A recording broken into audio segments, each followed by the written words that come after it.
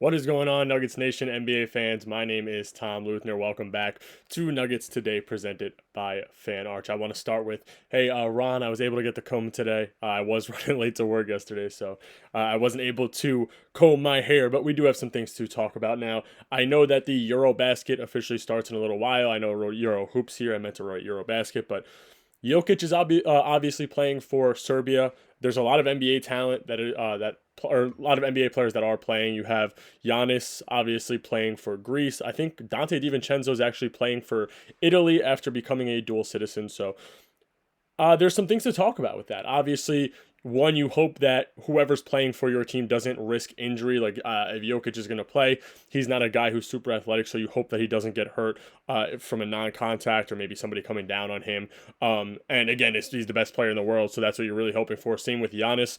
I'm sure that Bucks fans everywhere are a little nervous that he is playing in it, hoping that he does not get hurt as well. But Denver still has a spot left on their roster. Now, there are some things that I'm thinking about when it comes to what they're going to do with that. Maybe they leave that spot open for one of the two-way guys, Curtis Jones, Tamar Bates, Spencer Jones, obviously, are all guys who are probably going to be considered for that spot. But something that I was also thinking about, and I was talking to Stretch, who is big on the Euro basket and Euro League in general.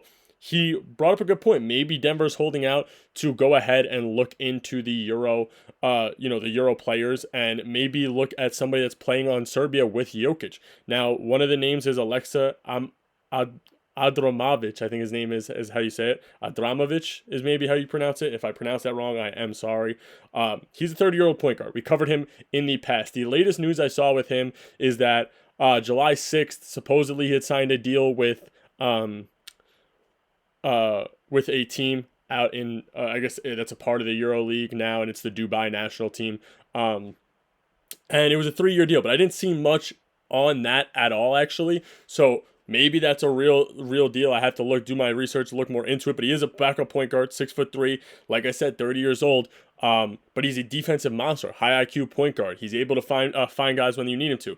Not the best shooter, which I'm sure that obviously Denver has shooters now. So maybe they are looking for a straight playmaker. That's why we talked about Ben Simmons a lot, or I talked about Ben Simmons a lot rather, because you need a playmaker on the bench with guys like Strother, guys like Cam Johnson now, obviously in the starting lineup, who will be playing a little bit of minutes with the bench unit. Payne Watson can shoot a little bit. You have obviously Jokic, you have AG, you have Brown, Jamal. So I think it's something to look into. Maybe it's not him that you look at or Denver looks at, but I think that the first thing I covered with Ben Tenzer is that he's a guy who works with the Euro players and he works with their visas. And maybe they have something going where they're going to go ahead and scout the EuroBasket and find a guy who can come play that backup point guard for not too much money realistically. And I know that, looking at his age, he's 30 years old, but some players who come from Europe and, other countries in general debut late in the NBA. You look at some of the names: Milos Teodosic, Campu, Pablo Prigioni, Marcelo Huertas. These guys all came and played in their late 20s, early 30s, and debuted. I believe it was actually Pablo Pridge and Huertas who were the top two oldest NBA players to ever debut in a game, and I believe they were in their 30s. I believe it was 32 and 30, maybe it's 32 and 29. So, like I said, maybe you're able to go ahead and pick one of the Euro players up, regardless of age, if they fit as the backup point guard role. Now, talking about the backup point guard, the Sacramento Kings have talked about players that they're looking to move before they sign another point guard, which is Russell Westbrook. Now, they got Schroeder. We all know that. Obviously, that's their veteran point guard. But I don't think they're the greatest organization in the world when it comes to players. They go ahead, they trade Halliburton, they trade Fox, and then they complain they don't have a point guard. I don't really understand it. You complain about spacing. You want guys who could shoot. You want guys who could play make. And you have two guys in DeRozan and Levine who, not to say they aren't great shooters, but they're not the best shooters in the world. I mean, they had Herter. You have a guy who could shoot. You trade him away. And I know that it got them Levine, and you wanted to bring DeRozan and Levine back together. But like I said, they're looking to move Devin Carter and Malik Monk. Now, I don't think it makes sense for Denver to go ahead and get Malik Monk strictly because he makes way too much after the next year or two. But Devin Carter, he's on I think it's a $4 million deal, right around $5 million, and that goes up to $7 million in 2 years. Younger player, you're able to maybe get him if you were to go out and get him, the trade would have to be two of your younger guys, which means that Tyson and Pickett, who are on the deals, would most likely be the move. Maybe you have to trade Watson. Do I think you do that for a backup point guard? I don't know. I'm sort of stuck there. I don't want to trade Watson. I don't think they will, but I think that there's a possibility of, if it fits the role where you go and get a backup point guard, maybe you do, because you do have Deron Holmes, Tim Hardaway Jr., Strother off your bench. I would rather, if I'm the Nuggets, or as a fan rather, I would rather have the Nuggets go ahead and trade Tyson if it's available, Najee if it's available. I don't think those are available trades because people don't like them strictly because they don't play, and when they do, they're not great. So maybe they're able to go ahead, and of course they're going to sign the backup Nugget.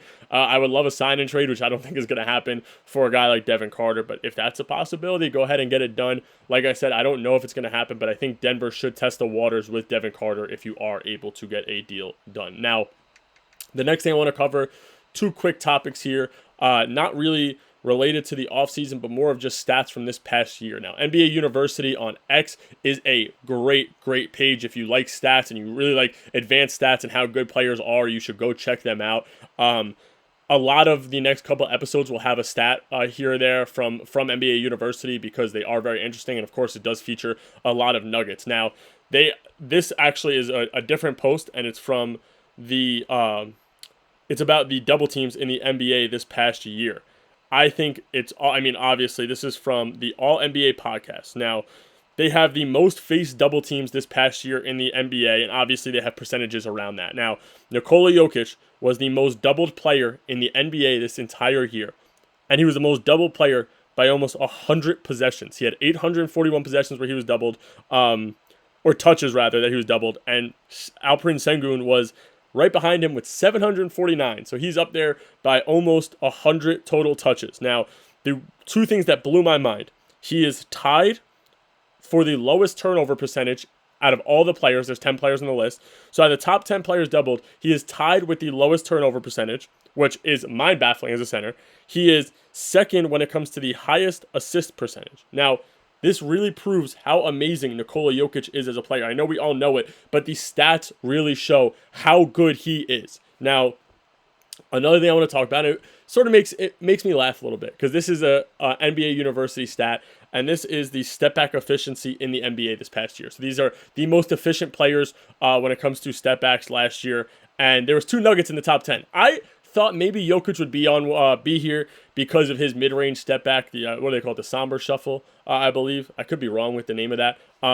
But with that move, and I guess the fadeaways, but they're not calling those step backs. I know technically they're different moves, but he does do a little jab into a little one dribble step back. But another player that also did that was Michael Porter Jr., former Nugget this past year. He was number 8, and I'm surprised because he was higher than the other Nugget on the list. Now, number 10 was Jamal Murray, a guy who we all know can score off the dribble. It sort of made me interested to read into it and think about, MPJ was so criticized for how he wasn't able to play off the dribble and he was a spot-up shooter, which I sort of agreed with. And then you look at a stat like this, and it really shows you how amazing his one dribble step back three-point ball was. And I know I would see him get frustrated with it, but he was one of the top 10 most efficient players when he did that. So I'm interested to see if Cam Johnson is able to sort of play that role and how he does play MPJ's role, because everybody's talking about how much more efficient he is with the ball in his hands and able to dribble. And like I said, I'm excited to see what Cam Johnson can do in that role for MPJ. Anyway, that's all I got for you guys today, Nuggets Nation. I will catch you guys tomorrow with another episode. Hit that like button, hit that subscribe button. I'll catch you guys later.